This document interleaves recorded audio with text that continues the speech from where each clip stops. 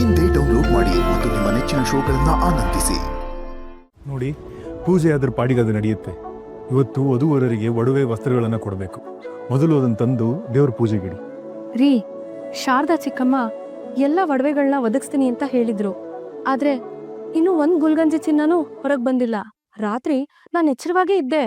ಯಾವ ಗಾಡಿಗಳು ಬರ್ಲಿಲ್ಲ, ಯಾವ ಒಡವೆನೂ ಬರ್ಲಿಲ್ಲ. ಆದ್ರೆ ಅವರು ಹೇಳಿದ್ರಲ್ಲ, ಬೆಳಗ್ಗೆ ಅಷ್ಟೊತ್ತಿಗೆ ಎಲ್ಲ ಒದಗಿಸ್ತೀನಿ ಅಂತ.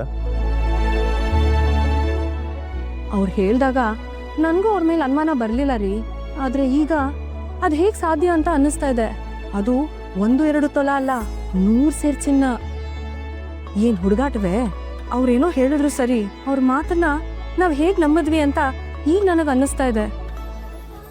ಇಲ್ಲ ಅಕ್ಕ, ಎಲ್ಲ ಒಡವೆ ವಸ್ತ್ರಗಳು ಬಂದಿದೆ, ಕೋಣೆಲಿದೆ ಅಂತ ಆಗ್ಲೇ ನನ್ನ ಹತ್ರ ಹೇಳಿದ್ರು.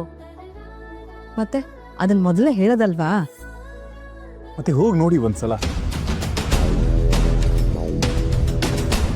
ನಡಿ.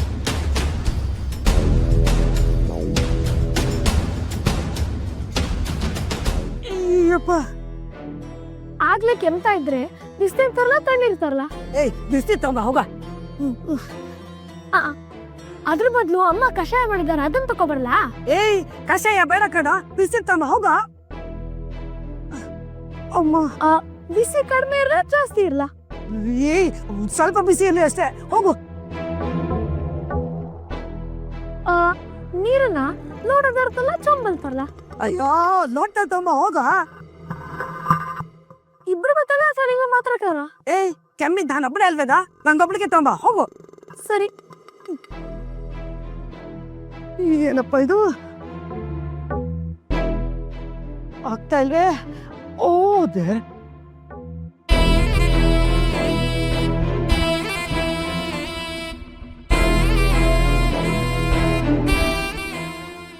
ಒಡವೆಗಳು, ಮದುವೆ ಪದಾರ್ಥಗಳು ಯಾವುದೂ ಇಲ್ಲ.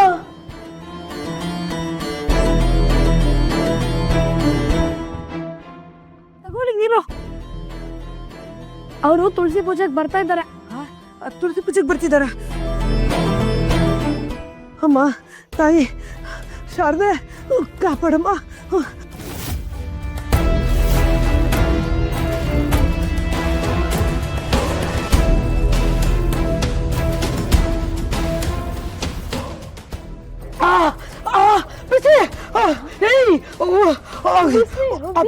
ಇರುತ್ತೆ.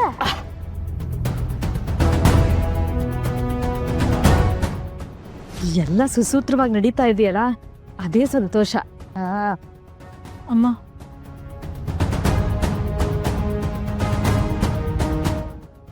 ಏನೇ ವೆಂಕು, ಮದುವೆ ಮನೆಯಲ್ಲಿ ನಾರಾಯಣ ಕೃಷ್ಣ ಅಂತ ಹರಿಧ್ಯಾನ ಮಾಡ್ಕೊಂಡು ಕೆಲಸ ಮಾಡೋ ಬದಲು ಹೀಗ್ ಮಂಕಾಗಿದ್ಯಾ? ಅತ್ತೆ, ವಿಷಯ ಕೇಳಿದ್ರೆ ನೀವು ಮಂಕಾಗ್ತೀರಾ. ಏನಾಯ್ತಮ್ಮ ಕಮಲಾ? ರೀ, ಶಾರದಾ ಚಿಕ್ಕಮ್ಮ ಮದ್ವೆ ಬೇಕಾಗಿದೆ ಎಲ್ಲ ಒಡವೆಗಳು ತರಿಸಿರ್ತೀನಿ ಅಂತ ಹೇಳಿದ್ರಲ್ಲ, ಅದ್ಯಾವುದೂ ಇಲ್ಲ.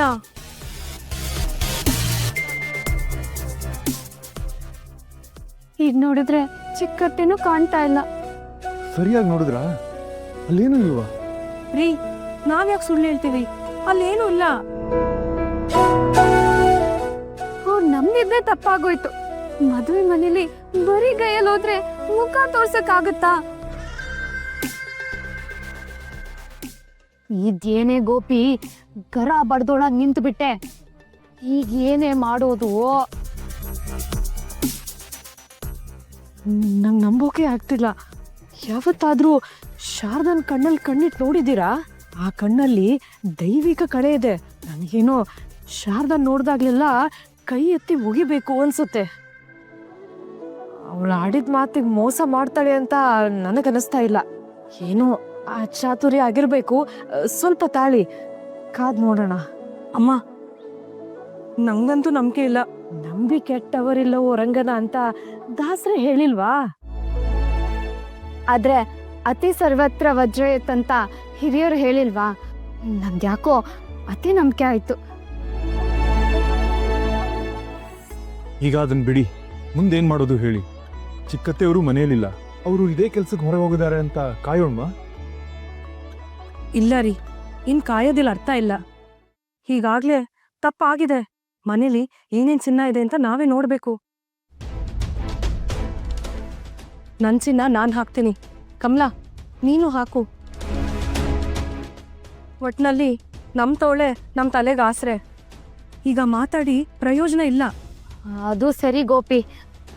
ತಿಜೋರಿ ಬೀಗ ಎಲ್ಲಿದೆ ಕೊಡು. ನಮ್ಮ ಹತ್ರ ಎಷ್ಟು ಚಿನ್ನ ಇದೆಯೋ ನೋಡೋಣ. ನನ್ನ ಪೆಟ್ಟಿಗೆಯಲ್ಲೂ ಸ್ವಲ್ಪ ಇದೆ, ಅದನ್ನು ಕೊಡ್ತೀನಿ.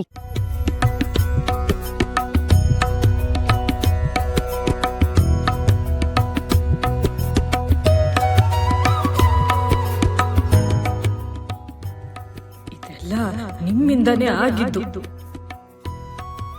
ಶ್ರೀನಿವಾಸನ ವರಪ್ರಸಾದದಿಂದ ಪಡೆದ ನನ್ನ ಮಗ ವೆಂಕಟನಾಥನ ಮದುವೆ ಶಾಸ್ತ್ರ ನಡೀತಾ ಇದ್ದೀರಿ. ನೀವಿಲ್ದೇ ಇರೋದ್ರಿಂದ ನಾನು ಭಾಗವಹಿಸೋ ಹಾಗಿಲ್ಲ. ಯಾಕ್ರಿ, ಯಾಕೆ ನನ್ನ ಇಷ್ಟು ಬೇಗ ಬಿಟ್ಟು ಹೋದ್ರಿ ನೀವು?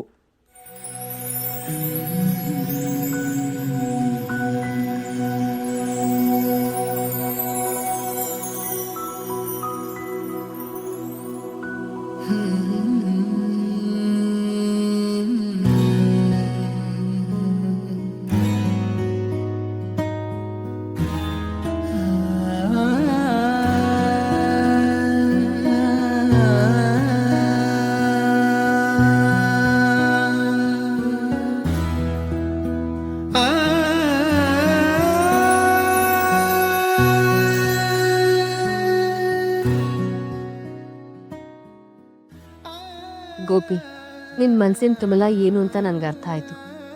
ಬಾ ನನ್ ಜೊತೆ. ಯಾಕೆ? ಶುಭ ಕಾರ್ಯ ನಡೆಯುವಾಗ ನನ್ನಂತವ್ರು ಹೋಗಿ ಅಲ್ಲಿ ಅಶುಭ ಆಗ್ಬಾರ್ದು. ಶುಭ ಅಶುಭ ಇದೆಲ್ಲ ಬೇರೆಯವ್ರಿಗೆ. ಜನ್ಮ ಕೊಟ್ಟ ತಾಯಿಗಲ್ಲ. ತಾಯಿ ಯಾವತ್ತೂ ತನ್ನ ಮಕ್ಕಳಿಗೆ ಶುಭವಾಗ್ಲಿ ಅಂತಾನೆ ಬಯಸ್ತಾಳೆ, ಕೇಡಾಗ್ಬೇಕು ಅಂತ ಯಾವತ್ತೂ ಬಯಸೋದಿಲ್ಲ. ನಿನ್ ಬಾ ನನ್ ಜೊತೆ, ನಾನು ಹೇಳ್ತೀನಿ. ಏ ಗೋಪಮ್ಮ, ನೀನ್ ಯಾಕಮ್ಮ ಇಲ್ಲಿ ಬಂದೆ? ಮಗನಿಗೆ ನೀರೆರಿಯೋದಕ್ಕೆ. ನಾರಾಯಣ ನಾರಾಯಣ, ಎಲ್ಲಾದ್ರೂ ಉಂಟೆ? ಇದು ಮುತ್ತೈದಿರು ಮಾಡೋ ಶಾಸ್ತ್ರ. ಶಾಸ್ತ್ರ ಸಂಪ್ರದಾಯ ಇವೆಲ್ಲ ಬೇರೆಯವ್ರಿಗೆ, ಹೆತ್ತ ತಾಯಿಗೆ ಇರೋದಿಲ್ಲ. ಯಾರಮ್ಮ ನೀನು? ನಿಮ್ಮೂರಲ್ಲಿ ತಾಯಿಗೆ ಬೇರೆ ಶಾಸ್ತ್ರ ಅಂತಿದ್ಯೇನು? ತಾಯಿ ಆದ್ರೇನು ಬೇರೆಯವ್ರಾದ್ರೇನು, ಶಾಸ್ತ್ರ ಅಂದ್ರೆ ಒಂದೇ. ಗಂಡ ಸತ್ ಮೇಲೆ ವಿಧವೇನೆ ತಿಳ್ಕೊ. ಏ ಗೋಪಮ್ಮ, ನೀನಿವಾಗ ನೀರ್ ಹಾಕ್ದೆ ಅಂತ ಇಟ್ಕೋ. ನಾಳೆ ನಿನ್ ಮಗನ್ಗೆ ಏನಾದ್ರೂ ಅನಾಹುತ ಆದ್ರೆ ಯಾರ್ ಜವಾಬ್ದಾರಿ ಅಂತೀನಿ?